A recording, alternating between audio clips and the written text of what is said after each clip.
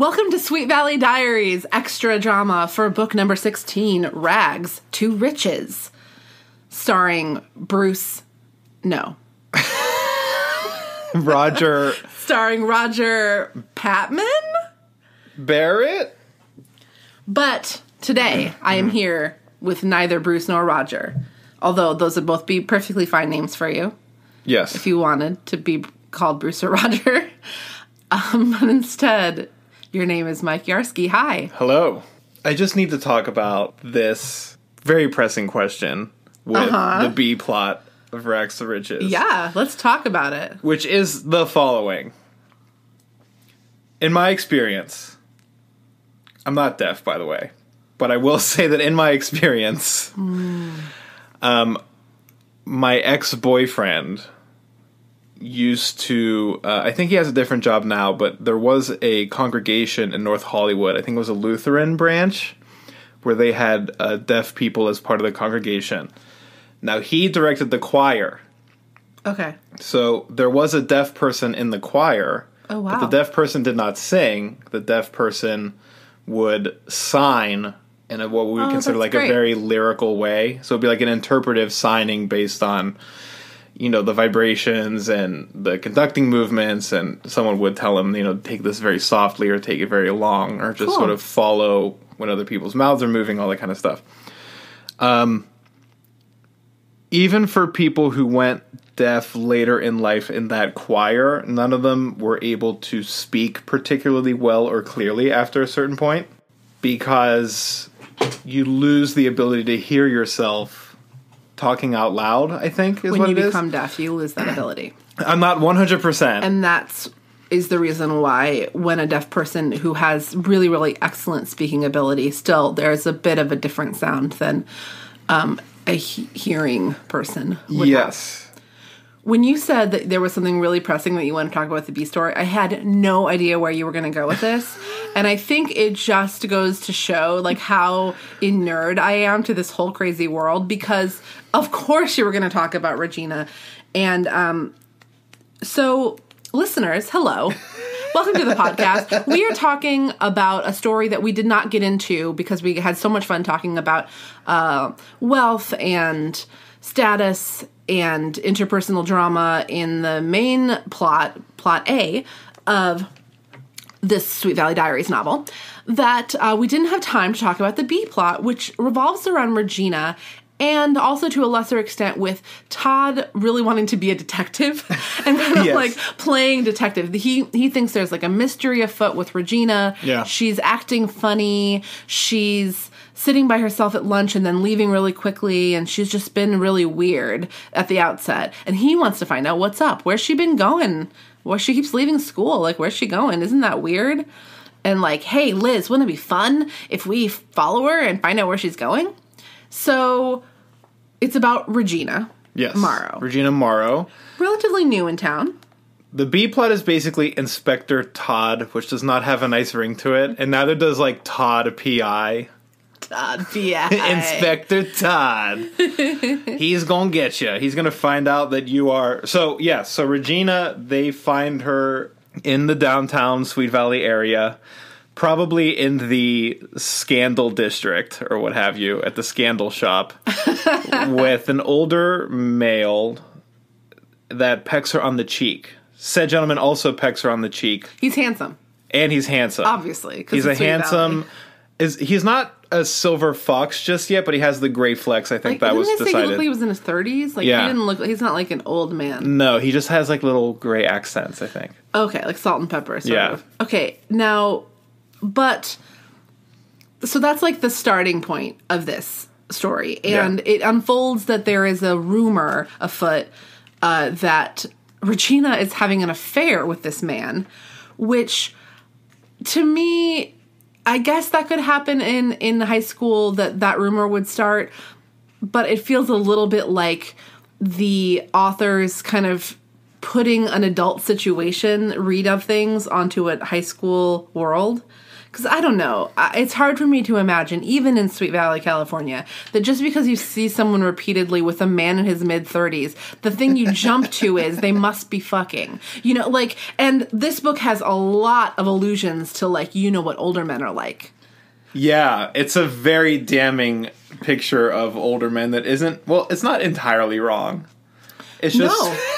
it's just, like, so crazy in both plots how willing and able they are to jump to conclusions. Yes, but we are getting way ahead of ourselves. Yeah. I just wanted to give the listeners some footing for this is the story we're talking about. Yes. If maybe when you were younger you read Rags to Riches, perhaps you recall this storyline and you can remember where this is all going. But it is important to, I think, to just kind of pause and revisit Regina.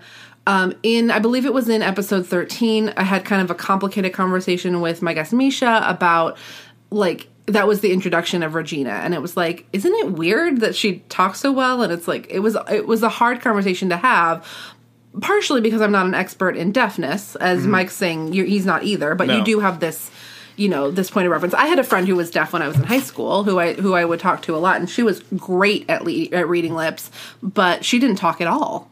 It's not like the fact that Regina is popular and beautiful is hard to believe. It's just this detail, which is highlighted in the introduction. She had refused to be given special treatment because of her handicap. She had studied lip reading for years at a school in Boston and was able to keep up with all her classes at Sweet Valley. In fact, able to do honors work in most of her subjects. Before long, many of her classmates had almost forgotten that she was deaf. But no one had forgotten that Regina was beautiful. And it's just like, to me, that kind of sums up, that's the book's presentation of Regina. It's like, yeah, she's deaf. Love that. Love it. Like, she's deaf, so what? Love that. But then it's like taken to this place where it's like, why even bother giving her a handicap if it does not matter to any piece of the story? Because it's like occasionally they'll allude to the fact that someone has to stand in a position where Regina can see her face, so that can see their face, so that she can read their lips. Occasionally, yes, and that the fact that there's not really anything that's very clearly choreographed when the scenes are happening in the book. It's not really clear where people are standing or what, but I would imagine it would be very hard to lip read someone behind a giant camera when they're yelling directions at you, which brings us to later in the plot arc. Regina is very upset by the fact that she knows that these rumors are swirling around. I guess it's not fair to say that she's upset by it. Elizabeth and Todd think that she's upset by it. Yeah. And Regina wants to tell Elizabeth the truth. And she's like, meet me later. Like, I'll tell you the whole truth. And Elizabeth assumes that, you know, she needs to be a shoulder to cry on so that Regina can say how terrible she's feeling about all these rumors swirling around. Turns out Regina doesn't give a shit about rumors. Let people think whatever they want. Which, again, how cool is this girl? She's so cool. But she tells Elizabeth the truth, which is that the man that she's been seeing so much is a man named Lane Townsend. Yes. And he is, Elizabeth's like, oh, that sounds familiar. Why does it sound familiar? Well, he runs this Townsend modeling agency, and she's going to be on the cover of Ingenue magazine. And they're not having an affair at all. He is happily married. We find out later that his wife is the one who pointed out Regina to him. Regina, at one point, was with them because she was going to babysit their daughter Simone. So, like, very, very chaste. But before we find that out, we get to hear Lila Fowler, who is especially jealous of Regina, like another beautiful rich girl in town, talking about her bad reputation, Regina's potential bad reputation. And she says things like, Regina is, you know, with this older man, like, you can imagine what they're doing, you know? Yeah. And basically all but says, like, they're off, like, they must be off having sex. Because, like, characters, both Jessica and Lila, keep on using the phrase, like, you know what older men are like. Which, I mean, they're not wrong. Like, they're not wrong, but the implication is that everyone at the school has slept with an older man. right. Well, then at one point, Lila saying, like, to Caroline Pierce, who is the biggest gossip in school, so no wonder this rumor is spreading. That's part of her terrible personality. Okay. Oh, what they must be doing. Like, they're going to go off someplace secluded and, is an older man. And Caroline's like, but you don't think Regina would. And Lila's like, well, what do you think, It's that's kind of that's the level. So clearly they're talking about having sex, but they're not saying the word sex because everybody say it with us. There's no sex in Sweet Valley. Never. At least not the yet. word sex. Not the word sex. So. And not boning. No, they never talk about boning. So no boning. So Regina tells Elizabeth that she is going to be on the cover of the magazine and swears Elizabeth to secrecy, which is kind of a bummer for Todd because he's been really all keen to solve the mystery. I know. Inspector Todd ended up being the odd man out. Yeah, he's like, what, you can't tell me? But then, of course, eventually the magazine comes out and... so Todd sees the cover and he was like, I was a little bit sad that I wasn't in on your secret, but I guess that's what makes you such a good friend, which is true. Lesson learned. Compare that to Jessica with Olivia. Yeah. Right? But before the magazine comes out, there's another detective on the scene and it's Detective Lila PI. Yeah. Sounds a little better. Inspector Fowler. Yeah, I love it. Okay. I love Inspector Fowler. And so everybody's like ditching class to follow Regina's car or bus or whatever in their car. Yeah. And so she finds her way to this like Townsend modeling agency place. Regina gets on the elevator. Yes. And Lila stays on the ground floor and watches how the lights go up. So she's like, 6 it is. They describe it in the book. She describes it in the book, Lila does. She describes that particular decision as master sleuthing. Yes. And I'm like, no, I've done that. You know what I mean? Maybe you're a master sleuth, Mike. I guess I am. Maybe I'm just not giving yourself enough credit. I'm giving master sleuths a bad name, if that's the case.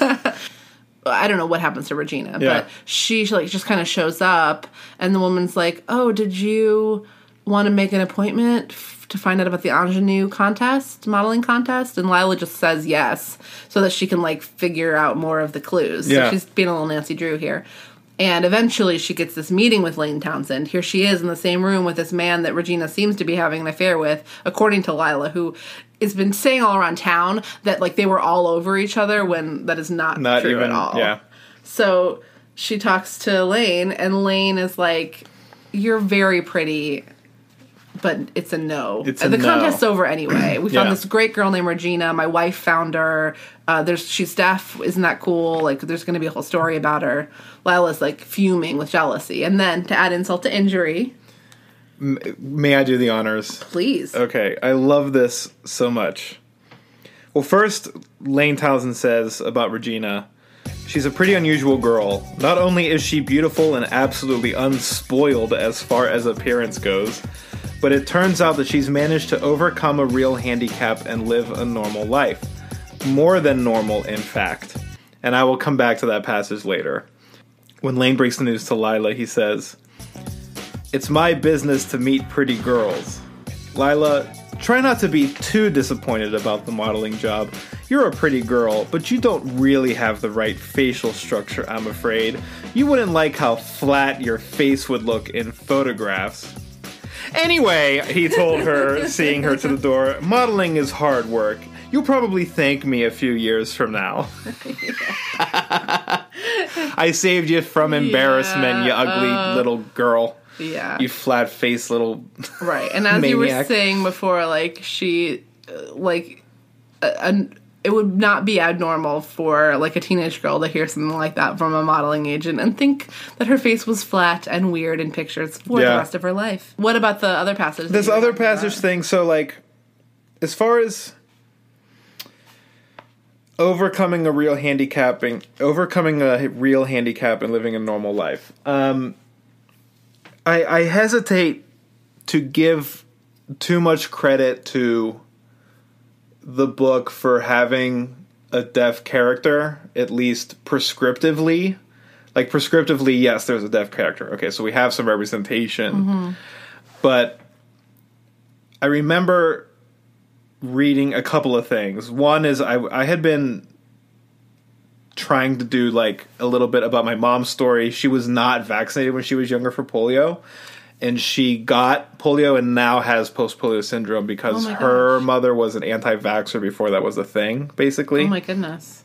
And so how she describes being handy, she's old school. She still says crippled. Like, she's still way in the back. She says it's kind of self-deprecatingly for laughs, but she's not necessarily one to complain about the physical component of living with a disability, but the social component of it really is painful for her, that she feels that she's so used to the routine of tending to having one leg that's slightly shorter than the other, right?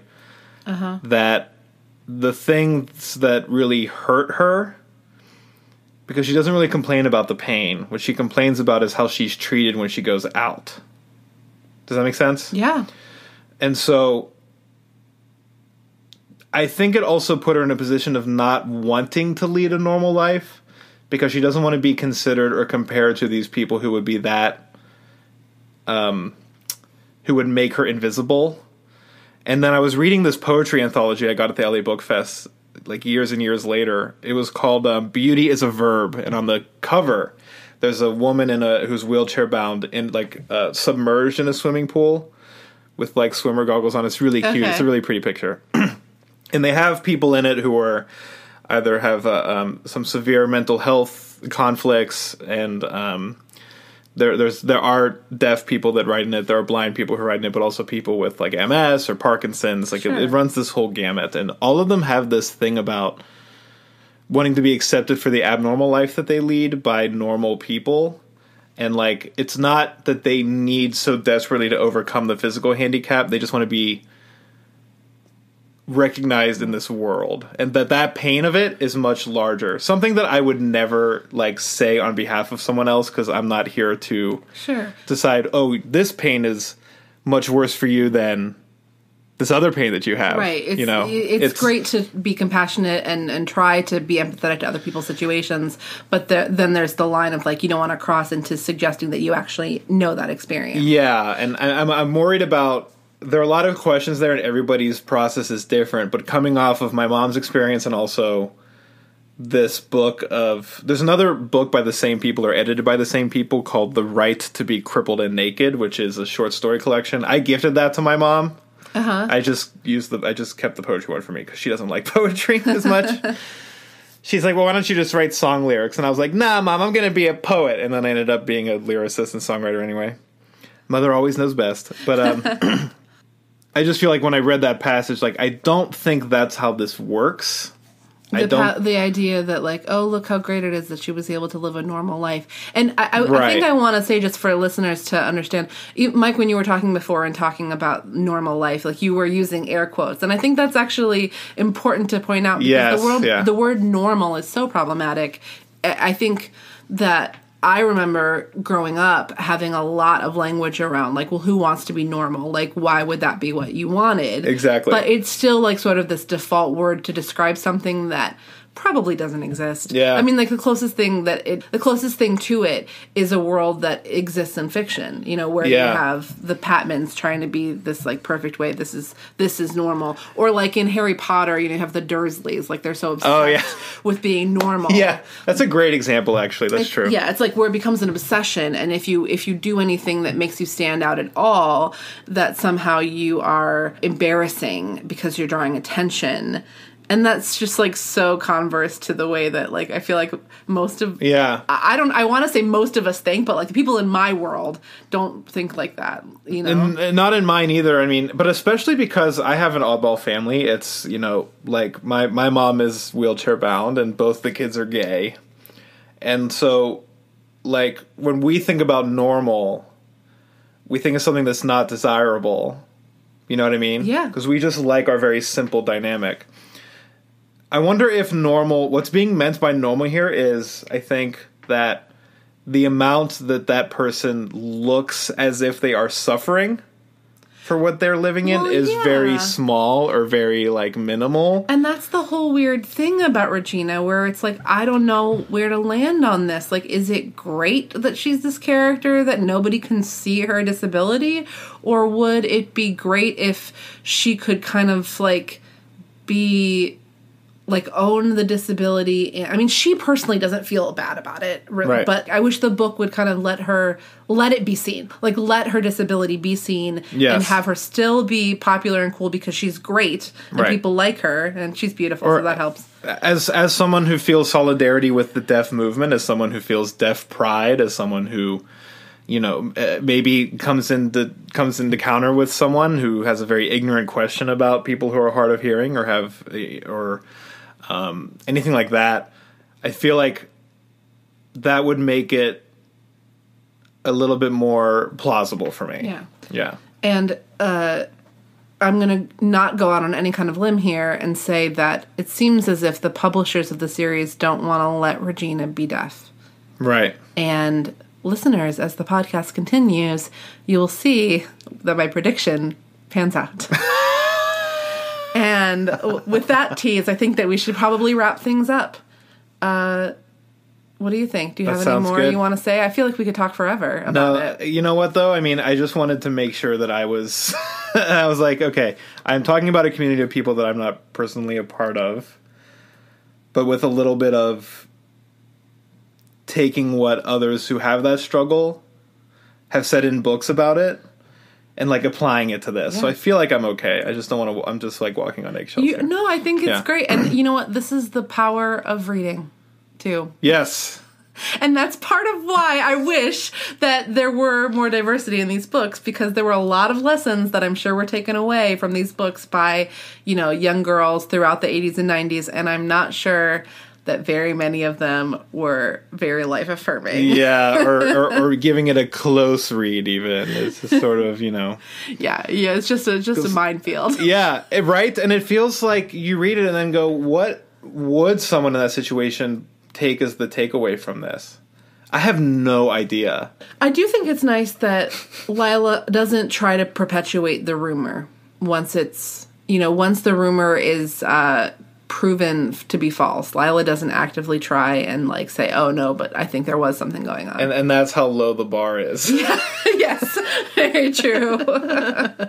Thanks so much for being back again today, Mike. Yes. And listeners, tune in next week to find out whether Caroline's boyfriend, Adam, is a real person. Yes, please. So does that make me Miss America?